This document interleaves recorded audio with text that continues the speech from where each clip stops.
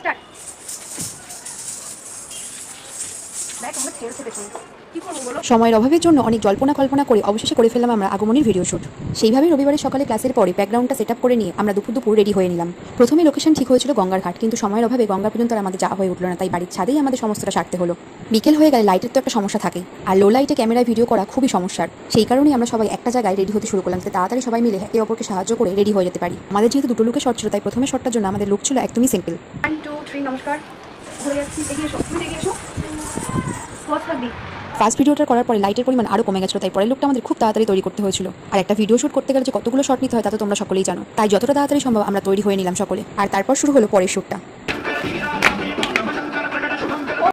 সবাইকে দেখা যাচ্ছে, ঠিক আছে সবাই।